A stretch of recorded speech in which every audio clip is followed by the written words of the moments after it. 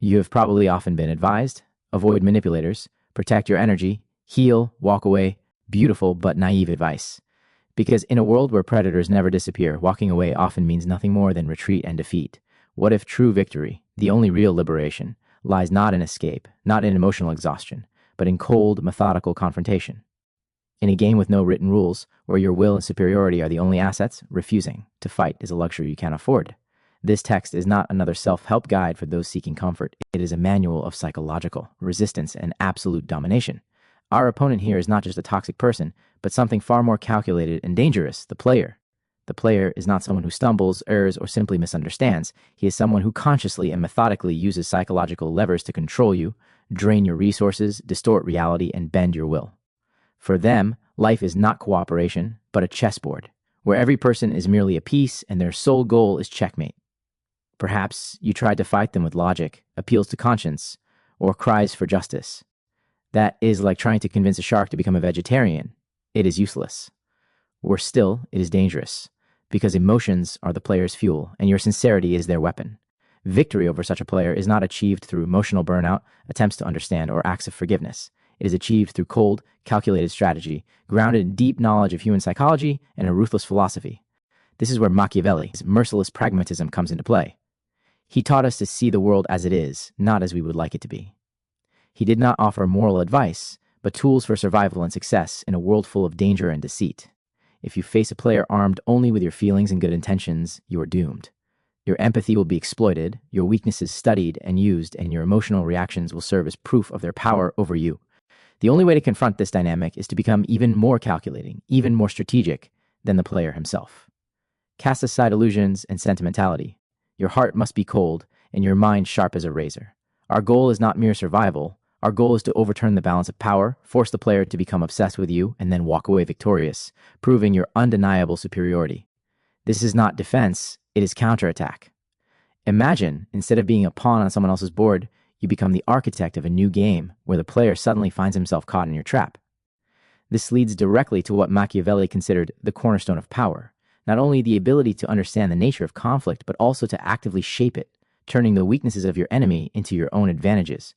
He knew well that in any struggle, whether on the battlefield or in the chambers of rulers, an emotional approach is nothing more than checkers, where every move is predictable and limited.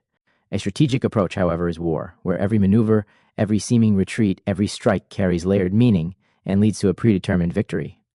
We are not playing checkers, we are waging war for control over narrative, perception, and reality itself. Therefore, the ultimate goal of this deep dive into the psychology of power is not healing from the wounds inflicted by a manipulator. No, our goal is reverse engineering the psychology of seduction. We will dismantle, piece by piece, the mechanism through which the player charms, deceives, and subjugates. We will learn his logic, his triggers, his vulnerabilities. It is like dismantling a complex lock. Once you understand its gears and springs, you can not only open it, but also rebuild it to serve your needs, or even create the perfect counterlock. 500 years ago, Machiavelli brilliantly pointed out a truth about human nature that remains unchanged. People are inherently selfish, fickle, and driven by self-interest. All manipulative techniques are built upon this foundation. Understanding this ugly but fundamental truth is the key. For Machiavelli, politics, and by extension, all interpersonal dominance, was never about morality. It was about perception, control of information, and the ability to exploit the weaknesses of others. We will not heal the player. We will learn to read him, predict him, outwit him, and ultimately defeat him. Welcome to a world where naivety is a death sentence and knowledge is absolute power. We spoke about the necessity, not just to avoid, but to coldly and strategically dominate those who try to manipulate. But to surpass the player, you must not only understand his methods, you must penetrate deeply into the psychology of his tactics, seeing them not as random acts, but as a predictable, ruthless system. Here we enter the territory where Machiavelli's analysis becomes our indispensable guide. He would have easily unraveled the hidden mechanisms underlying the behavior of these figures. At the core of any dependency lies intermittent reinforcement, a principle the player exploits with terrifying effectiveness. These are not random bursts of attention. They are carefully measured doses of approval, warmth, or intimacy, alternating with periods of withdrawal and coldness. This is where Machiavelli's merciless pragmatism shines again. He would immediately recognize in this tactic a powerful tool for creating psychological dependence, akin to the compulsions that tie a gambler to the casino. The brain, constantly expecting but unpredictably receiving rewards, enters a state of heightened readiness. Every rare moment of validation is perceived as exceptionally valuable, reinforcing the belief that it is worth pursuing, striving, and waiting. This mechanism exploits the fundamental human need for recognition and approval, turning it into a lever of control. The aim is simple: to create a state where the target is perpetually in emotional hunger, and the player becomes the sole provider of its relief. This is not care. It is not attachment. It is the calculated creation of scarcity, the very foundation of control. For all its seeming complexity, the player's tactic is in fact deeply predictable in its patterns. He appears, disappears, alternates compliments with withdrawal, moments of closeness with displays of indifference. This rhythm, like a pulse, creates around the victim an atmosphere of chaos and uncertainty, which he mistakenly interprets as chemistry, as something unique and magnetic. In reality, it is a carefully calibrated strategy of destabilization. Machiavelli understood that consistency and predictability, unless backed by overwhelming power, lead to contempt. He taught that a ruler must be both lion and fox, strong but cunning, capable of shifting forms to keep subjects alert. The player acts by the same principle. He never allows his target to form a stable image of him, constantly changing masks to keep her guessing, analyzing, trying to decode his true intentions. This constant emotional turbulence prevents the victim from regaining balance, leaving her vulnerable to further manipulation. The ultimate goal of these maneuvers, as Machiavelli would insist, is singular, total control. The player seeks to keep his target in chronic doubt, forcing her to endlessly seek his attention and approval. It is the direct exploitation of basic human needs, the desire for recognition, for significance, for the dopamine rush of fleeting validation. When a person constantly looks outward for proof of their worth, especially from someone who rations that proof, they become incredibly pliable. The victim's ego becomes her Achilles heel, and the player the only one who can heal that wound, though only temporarily, ensuring it never fully closes. Every time the victim desperately chases his attention, she only strengthens his power, deepening both his control and her dependence. It is a vicious cycle, where every act of pursuit only tightens the trap. Elusiveness. This is the cornerstone of the player's power. As Machiavelli emphasized in his writings on rulership, full accessibility inevitably destroys authority. What is always at hand loses its value. What is fully understood and predictable ceases to inspire awe or desire. The player, consciously or not, understands that his power lies in his ability to be both desired and unattainable. He must be the horizon, always pursued, never reached. This sustains tension, keeps the hunting instinct alive, prevents the victim from pausing to recognize the true nature of the relationship. Mystery breeds idealization. Absence breeds longing. Rare appearances only amplify the effect. In this delicate balance between presence and absence, closeness and distance, the player masterfully manipulates the perception of his value, making himself indispensable without ever truly being so. And it is here that lies the most crucial insight, one Machiavelli himself would undoubtedly have appreciated most: merit. Players do not act from deep intellect or sophisticated strategy, but from deeply ingrained insecurity and an acute need for control. Their tactics, though effective, are merely a defense mechanism, a projection of their own internal fears and emptiness. They strive to control others because they cannot control themselves. They seek external validation because they lack an internal core. This makes them not geniuses of manipulation, but predictable machines operating on a set algorithm. Their need for dominance, their desire for constant confirmation of their significance through others' dependence. This is not strength, but vulnerability. Understanding this, we see not an all-powerful manipulator, but a figure driven by fear and inferiority, whose actions, though painful for the victim, are actually a manifestation of internal weakness. This predictability, based on their own insecurity, is their Achilles heel. But how exactly can this predictable insecurity of the player be turned against them, transforming their own weapon into an instrument of your triumph? We have already discussed how players build their bastions of control using predictable, yet incredibly effective tactics based on intermittent reinforcement. We have exposed their vulnerability, the deep internal insecurity they mask with a thirst for dominance. Now it is time to turn our gaze to the other side of this dynamic, to how the opponent, unknowingly, actively contributes to their own defeat. The typical, and perhaps most fatal mistake made by someone under the influence of a manipulator is the attempt to fight emotions with the same emotions. This is a paradoxical but widespread phenomenon. Faced with tactics of withdrawal, cold calculation, or demonstrative ignoring, the victim instinctively reacts with an emotional outburst. They begin to demand explanations, seek logic where there is none, or, worse yet, try to prove their worth, their devotion, their indispensability. This is where Machiavelli's ruthless pragmatism manifests itself. He always insisted that emotions are a luxury that cannot be afforded by anyone who strives for power, or at least for the preservation of their own freedom. In politics, as in any game of dominance, an emotional reaction is always a manifestation of weakness, a signal to the opponent that their blow has hit the mark. Demanding explanations is not an act of strength, but a plea for recognition, confirmation that you depend on the opponent's evaluation. Attempts to prove your worth are a voluntary acceptance of the role of a supplicant, a humiliating admission that your significance is determined by an external court. Power, according to Machiavelli, does not ask and does not prove. It asserts and acts. Whoever tries to convince another of their significance has already lost, because they have handed the levers of evaluation over to someone else.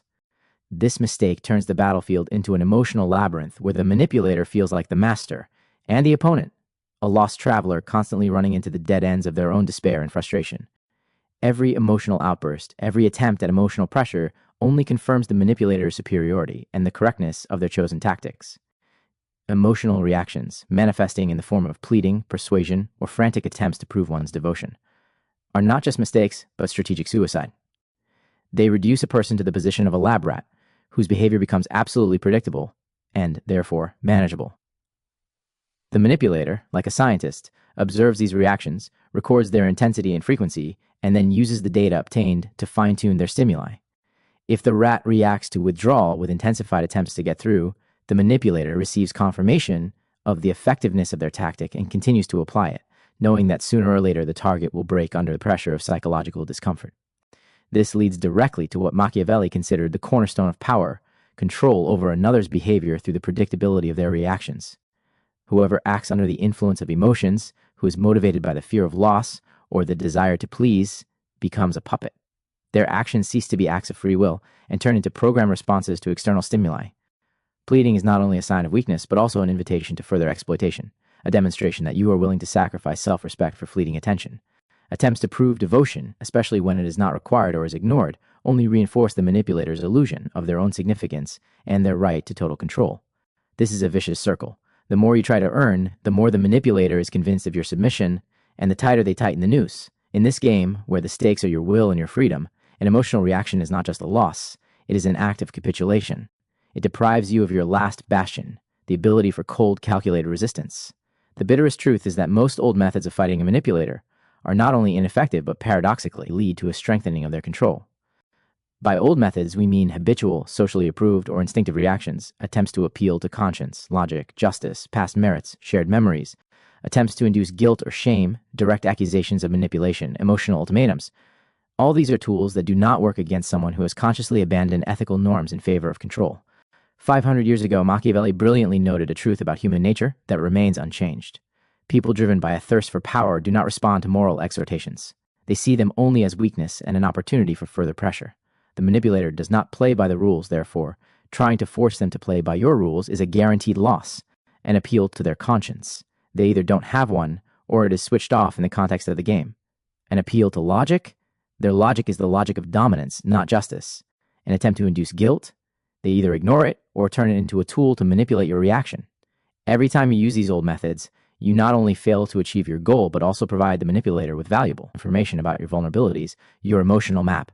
You show them which buttons to press to get the desired reaction. This is not a struggle, but a voluntary participation in their spectacle, where you are assigned the role of an extra whose task is to confirm their greatness. Thus, for Machiavelli, the entire game of politics is a matter of perception and adaptation. Whoever continues to use outdated strategies against a new type of opponent is doomed to defeat because they refuse to see reality as it is, preferring the illusions of the past or wishful thinking. These are not just mistakes. They are systemic failures in strategy that turn a potential opponent into a predictable resource. To change the outcome, it is necessary to completely rethink the very concept of struggle. It is this rethinking that leads us to an understanding of the true nature of power and the tools capable of transforming it. Previous attempts to resist the manipulator, based on emotional reaction or outdated moral principles, are doomed to failure, for they only fuel the player's game. The path to dominance lies not through intensifying the emotional response or copying toxic patterns, but through a radical paradigm shift. The correct strategy requires becoming not kinder, not angrier, but exclusively more calculating. This means complete detachment from emotional involvement, turning one's own consciousness into a cold, impartial, analytical center. This is where Machiavelli's ruthless pragmatism manifests itself, teaching that effective management, be it of a state or interpersonal interaction, requires the ability to see reality as it is, without the distortions imposed by passions or illusions of virtue. Emotional detachment is not an absence of feelings, but their strategic suppression at the moment of decision-making, allowing one to operate on the field of pure logic and benefit. Whoever can maintain composure longer, refusing emotional involvement in the player's game, inevitably emerges victorious. This is a fundamental rule of any confrontation. Control over oneself precedes control over the opponent. The manipulator, accustomed to playing on the strings of others' emotions, is disarmed when their influences no longer elicit the habitual reaction. Their tactic of intermittent reinforcement, their swings between attention and withdrawal, lose all meaning when the object of their influence ceases to be emotionally available. This is not just passive resistance. It is an active deprivation of the opponent's main weapon, turning their efforts into empty, meaningless gestures that only reveal their own dependence on control. However, detachment alone is not enough. It is the foundation, but not the building itself of the counter-strategy. To not just withstand, but turn the game around, it is necessary to actively form a new dynamic where the manipulator themselves becomes the object of management. Here we enter territory where Machiavelli's philosophy finds its paradoxical, yet brilliantly precise, application to the sphere of interpersonal relationships. His famous principle that it is better for a ruler to inspire fear than love, if one cannot have both, transforms into a more complex, multi-layered tactic to make the player believe they are winning the heart, which is equivalent to gaining a benefit, and then make them fear losing it, all without ever giving them full confidence of possession. This is a subtle game played on basic instincts, where the goal is not genuine attachment, but creating a deep psychological dependency in the one who themselves sought control. The manipulator, accustomed to easy submission, will encounter an unpredictable object that constantly eludes them, yet offers a hint of the desired reward. The new philosophy of the game thus involves management through fear and benefit, which is not just the foundation, but the very essence of the counter-strategy. This is not about love and hate in their usual sense, but about a delicate balance of incentives that bind the player to you.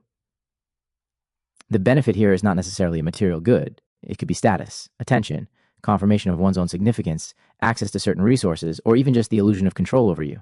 Fear, in turn, is the fear of losing this benefit, the fear of missing out on what seems so close, the fear of facing the emptiness that will arise if the object of pursuit disappears. The subtlety lies in never giving the player complete confidence in possession. They must always be in a state of mild tension, constantly striving for a goal that seems achievable, but never fully becomes theirs. This leads directly to what Machiavelli considered the cornerstone of power, the ability to keep subjects in constant yet manageable tension, where the hope of reward and the fear of punishment are the main levers. The ultimate goal of the counter-strategy is not revenge or destruction, but a complete shift in the power dynamic, to make the player fall in love, that is, become deeply dependent and emotionally involved, while you remain the one who does not need them. This is the pinnacle of psychological dominance, where the one who initially sought control finds themselves trapped by their own desire and fear. You become for them not just an object, but the center of their world, the source of their hopes and fears, all while maintaining complete autonomy and inner freedom. 500 years ago, Machiavelli brilliantly noted a truth about human nature that remains unchanged. People value what they obtain with difficulty and fear losing what they consider theirs. Applied to the player, this means creating a situation where their emotional investments become so great and your independence so obvious that they cannot afford to lose you while you can walk away from them at any moment. This is not just a victory, it is absolute dominance, where the manipulator themselves becomes a puppet in the game they once started. But how exactly does one create this illusion of benefit and this managed fear? What are the concrete steps to restructure the game and make the manipulator dance to your tune? In previous parts, we discussed the need to abandon emotional reactions and adopt emotionless calculation as the only path to dominance. We analyzed how manipulators use intermittent reinforcement to create dependency, and how our own striving for logic and conscience only plays into their hands. Now it is time to move from understanding to action, to a surgically precise plan for seizing control. This is not just defense. It is an offensive whose goal is not to neutralize, but to subjugate. The first fundamental step in this strategy is total control over the frame of interaction. The manipulator, or player, as we call them, always strives to establish themselves as the prize, the source of approval, attention, or resources that you must chase. They project an image of inaccessibility, of value that must be earned. Your task is to destroy this illusion from the very beginning. This is where Machiavelli's ruthless pragmatism manifests itself. He taught that perception is reality, and if you allow another to define the terms of the game, you have already lost. You must be the one who sets the rules, who defines the value. This is achieved not through declarations, but demonstrated through behavior. This control of the frame requires you to maintain absolute neutrality and deep, but detached, curiosity. The manipulator will throw mixed signals at you, drawing near, then pulling away, showering you with compliments, then ignoring you. Their goal is to provoke an emotional reaction in you, to make you doubt, seek confirmation, chase them. Your task is to remain unshakable. Do not react to these swings. Do not try to interpret their actions. Do not ask about the future of your relationship. Do not demand clarity. Any question about us or where we are going is a sign of emotional investment, a signal of your vulnerability that the manipulator instantly recognizes and uses.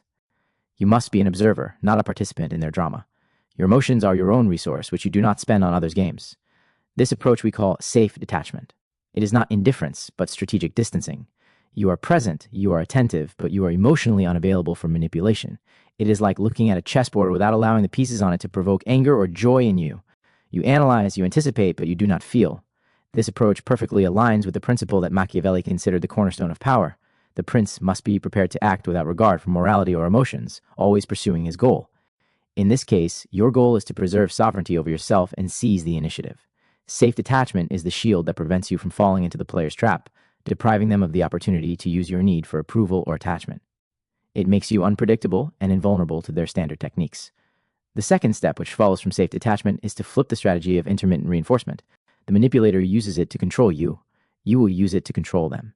500 years ago, Machiavelli brilliantly noted a truth about human nature that remains unchanged. People value what they obtain with difficulty and despise what is given to them easily. Hence follows a simple but powerful principle. Reward actions, not words. The manipulator is generous with promises, beautiful phrases, compliments that cost nothing. Do not give them emotional reward for empty words. When the player showers you with compliments, react coolly, even with slight skepticism. Thank you, that's nice to hear. And immediately change the subject or return to your business. Do not let them feel that their words have a strong influence on you. However, when they perform a real action that demonstrates an investment in you or the relationship, even if it is just their attempt at manipulation manifested in action, then and only then react with warmth and sincere gratitude. This could be a small favor, real help, keeping a promise. The warmth should be proportional to the action. You must create a psychological reactance effect in the player. If you easily yield to compliments, they lose value.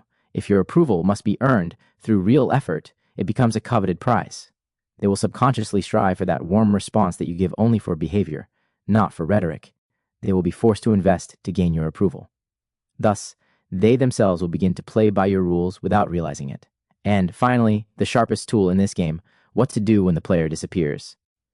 This is their signature move, their way to create anxiety and make you chase. Your reaction must be paradoxical to them. Emotionally detach. Do not text, do not call, do not seek them out. Occupy yourself with your life, your interests. Show that their absence does not affect your well-being. When they inevitably return, and they will return because their ego cannot bear your indifference, be nice but colder than before. Do not reproach, do not ask where they were. Simply continue interacting politely but distantly. Their return should not be rewarded with your relief or increased attention. On the contrary, they should feel that their absence not only did not harm you, but may have even lowered their value in your eyes. This creates powerful dissonance in their mind. Their usual methods do not work and only worsen their position. Thus, for Machiavelli, even in the most personal interactions, power is a continuous game of influence where every move must be calculated, and every gesture must have strategic meaning. You teach him that to gain your attention and approval, he will have to change his behavior, to start investing instead of manipulating. This process of restructuring the dynamic requires iron discipline and a complete refusal to react emotionally to his provocations. True power does not lie in forcing someone to do what you want, but in making them want to do what you want. That is the ultimate goal in the art of controlling perception. But how do you maintain this dynamic when the stakes are higher than just a personal relationship? We have reached the culmination of a strategic plan designed for total domination over the manipulator. If the previous steps were about creating invulnerability and establishing the initial phase of control, then the following actions are about forming dependency and securing your absolute position. This is not mere defense. This is a ruthless offensive meant to turn the player's weapon against himself. The third step in this plan is the art of measured depth. Here, you share something personal, but you do it with calculated caution, creating the illusion of exclusive access to your inner world, and then suddenly change the subject or cut the interaction short. Hidden in this is a subtle psychological mechanism known as the Zeigarnik effect. Unfinished actions are remembered better and create more tension than completed ones. This is where Machiavelli, ruthless pragmatism shines. He understood perfectly that the value of anything grows, in proportion to its inaccessibility and mystery. You give the player only a fragment of the puzzle, an intriguing hint of the full picture, but never let him see it whole. This creates a constant sense of anticipation, an unfinished thread pulling him toward further interaction with you in order to fill the gap. You are not simply sharing information, you are planting a hook in his mind that pulls him back toward you. This is not sincerity, but a carefully calculated imitation of closeness, designed to increase his emotional investment. A manipulator, used to shallow connections and instant gratification, finds himself trapped by his own craving for control and exclusivity, a craving you have artificially created. He starts to see you not as a simple object, but as a complex, multi-layered personality whose key seems almost within reach but always slips away. This forces him to invest more emotional and intellectual resources in trying to figure you out, not realizing that the puzzle itself is the strategy. The fourth step is maintaining mystery instead of confusion. It is crucial to be absolutely clear and unshakable about your boundaries, your time, and your commitments. This shows inner strength, self-sufficiency, and independence from external approval, the foundation of true dominance. But when it comes to your emotions and true intentions, you must remain vague, unreadable, like morning fog over a valley. Never let the player fully grasp what you feel, what drives you, or what your long-term intentions are. Such emotional opacity robs him of his usual levers of influence. He cannot exploit your fears, desires, or attachments if he cannot identify them. This creates a powerful scarcity effect. He sees a full, eventful life in which he is not the central figure and faces uncertainty about your feelings. He realizes you don't need him, that your existence is complete without his presence, and this makes you an incredibly valuable prize. This directly aligns with what Machiavelli considered the cornerstone of power, the perception of independence and self-sufficiency. A ruler dependent on others is always weak. A person whose life is full and whose emotions are unreadable becomes an object of desire, someone to be conquered, precisely because they appear rare and unattainable. The manipulator, used to being the center of his victim's universe, suddenly finds himself fighting for your attention, for your approval, for even the smallest hint of emotional connection. He begins to realize that your favor is something that must be earned, that it cannot be taken or extracted. This uncertainty, combined with your clear independence, transforms you into an ever-elusive horizon. He will keep striving toward you, pouring more and more of his own resources into the pursuit. The fifth and final step in this strategy of domination is the masterstroke, setting the emotional trap and then making an elegant exit at the precise moment when the player has invested himself the most. By applying the earlier steps, measured depth, engineered dependence, maintained mystery, and the scarcity effect, you drive the manipulator into a state of maximum emotional investment. He comes to see you as his only source of satisfaction, whether in control, approval, or even love. This is your emotional trap. You've made him invest irreversibly by dangling the illusion of a reward that always remains just out of reach. Machiavelli observed 500 years ago that human nature does not change. People value most what is hardest to obtain, and they fear losing what they already believe is theirs. And so, when the manipulator has invested to the maximum, when his psychological dependence on you has peaked, it is time for the final act. Your exit must be impeccably elegant, without drama, without explanations, without excuses. It should not look like revenge or an emotional outburst. It must be calm, calculated, almost invisible, simply redirecting your attention toward your own higher priorities and making his presence irrelevant. The absence of explanations is crucial. Any attempt to justify yourself would give him one last opening for manipulation. Your silent withdrawal deprives him of all footing. It triggers the powerful psychological mechanism of loss aversion, which is known to be far stronger than the joy of gain. The fact that he has lost your attention, your mystery, your potential reward, will weigh on him as something far more valuable than anything he ever managed to obtain. His own investment now turns against him. He realizes not only that he lost the object of desire, but also that all his efforts, all his energy were wasted. This creates profound frustration, helplessness, and loss of control, the very emotions he used to inflict on others. Thus, you don't merely walk away. You leave him in a state of complete psychological emptiness, unable to understand what happened and with no way to restore his influence. You don't just win, you establish absolute dominance, turning the manipulator into the victim of his own strategy. But what happens when domination has been established and the player remains in psychological collapse? How do you maintain this power and prevent him from returning to his old methods? At this point, the elegant silent withdrawal is more than a tactical maneuver. It is a precise strike at the very core of his psyche, triggering a cascade of neurobiological reactions that turn his own mechanisms of control against him. If the earlier steps were about building dependence, this step is about mercilessly severing it, leading to profound psychological emptiness. We are speaking of a method that, like a scalpel, exposes vulnerabilities rooted in the very nature of the human mind. The first mechanism activated is the Zygarnik effect. Though in Machiavelli's era the term didn't exist, the phenomenon was well known. The human brain cannot tolerate incompleteness. It is wired to seek closure, to resolve unfinished stories.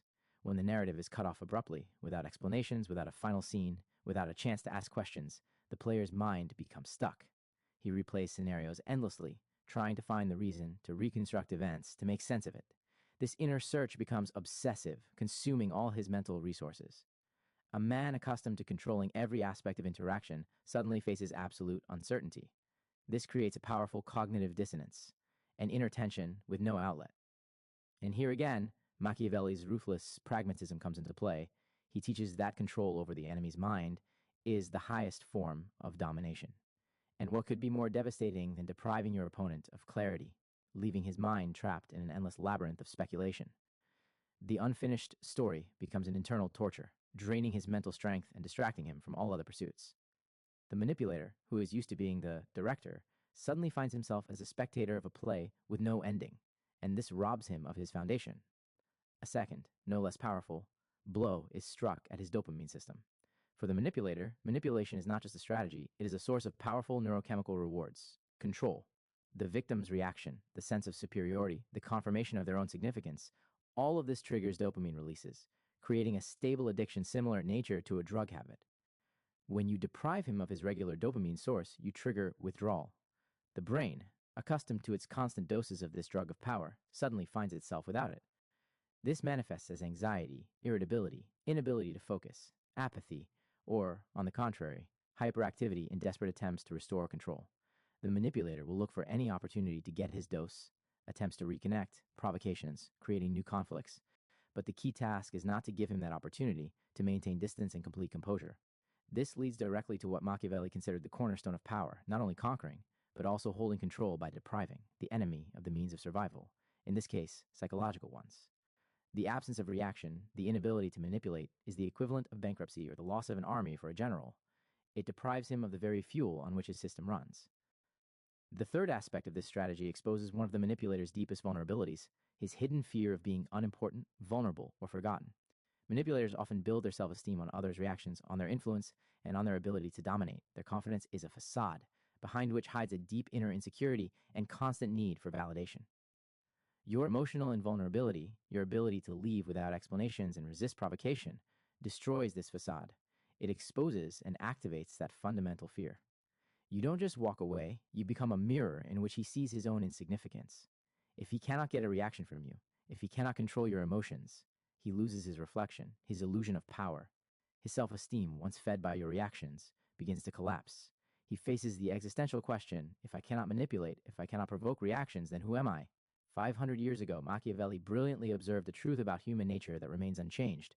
The fear of being nobody, of being forgotten, of being unable to influence.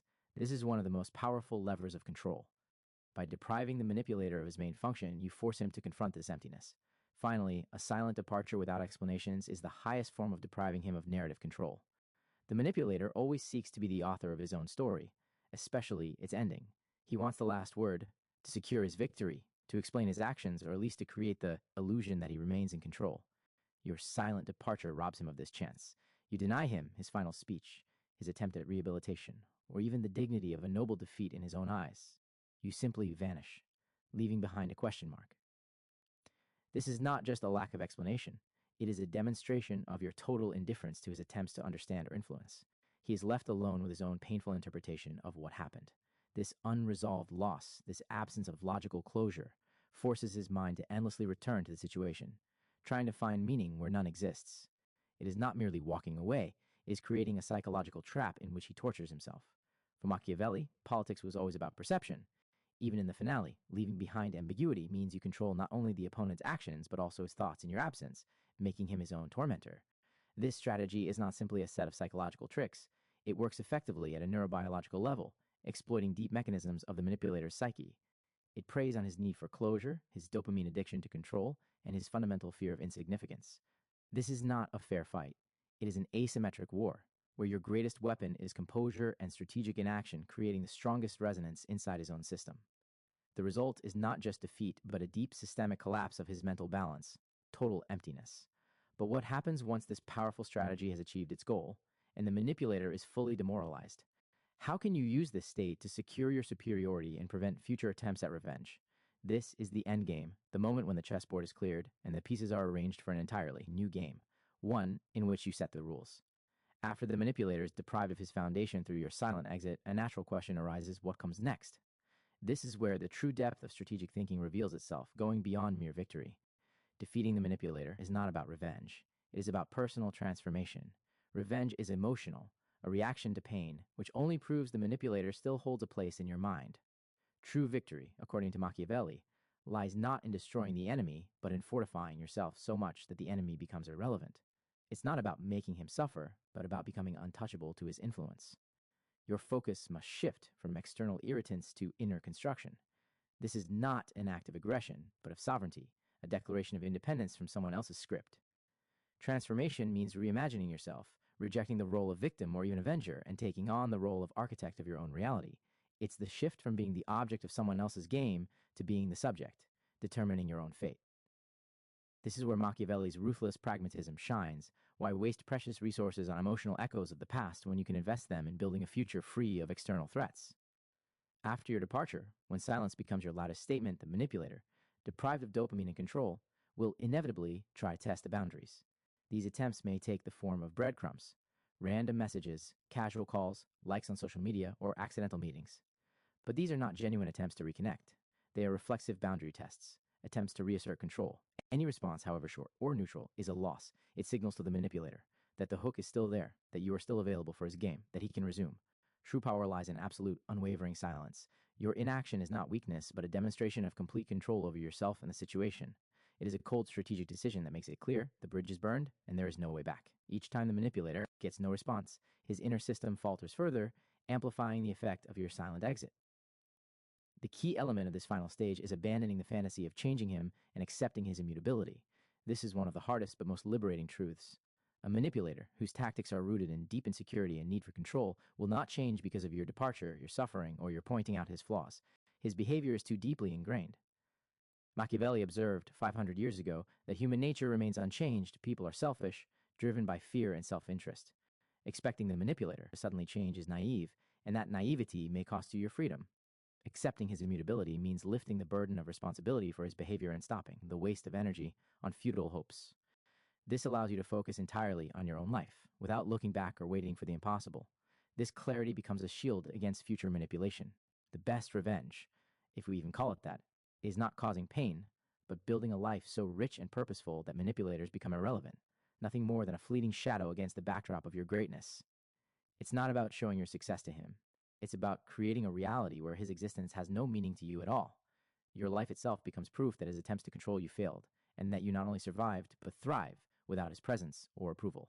This is the highest form of disdain, one that strikes harder than any open confrontation. True superiority is not about overthrowing your opponent, but about elevating yourself to such a height that their existence ceases to matter.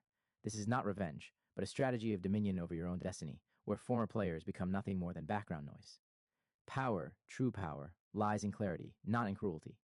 The strategy we've described is aimed at restoring your own control, not at inflicting harm. Cruelty, for its own sake, is a sign of weakness, an emotional reaction that can lead to unpredictable and undesirable consequences. True strength lies in the ability to make cold, calculated decisions that serve your long-term interests. Your goal is not to punish the manipulator, but to remove yourself from their influence forever, reclaiming your inner sovereignty.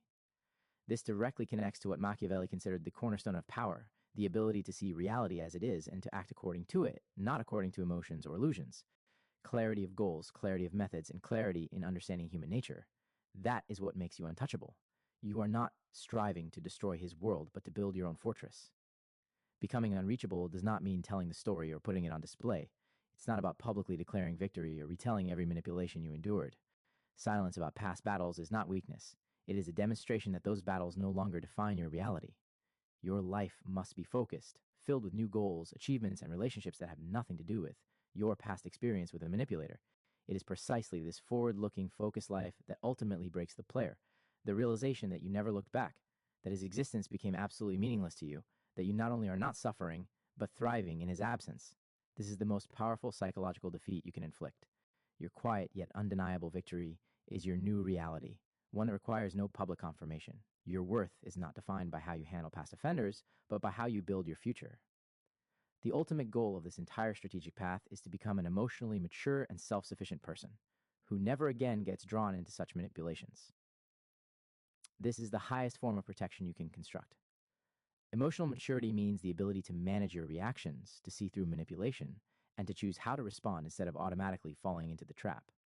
Self-sufficiency means that your happiness, your value, and your well-being do not depend on external sources, whether approval, attention, or fear. You become a self-sustaining system, capable of withstanding any external attempts at destabilization. Thus, for Machiavelli, the entire game of politics is a matter of perception and control. And when you reach such a level of internal control and self-sufficiency, you become the master of your own political arena, invulnerable to the schemes of others. You haven't just defeated one player, you have permanently changed the rules of the game for yourself. Summary and conclusion. We have traveled a long road dissecting the mechanisms of manipulation and constructing a strategy of cold-blooded dominance, from rejecting passivity to silent withdrawal, from understanding the manipulator's vulnerabilities to building your own impregnable fortress. Each step was aimed at regaining full control over your own reality. We have learned to see through the veil of other people's games, to use their rules against them, and ultimately to free ourselves from their influence, becoming stronger and wiser. The main conclusion of our entire analysis is simple and ruthless. True mastery lies not in defeating the enemy, but in creating a world where the enemy no longer matters. If this deep dive into the mechanisms of power and human psychology has been useful to you, subscribe to the channel. Ahead, there are many more truths yet to be revealed. See you next time.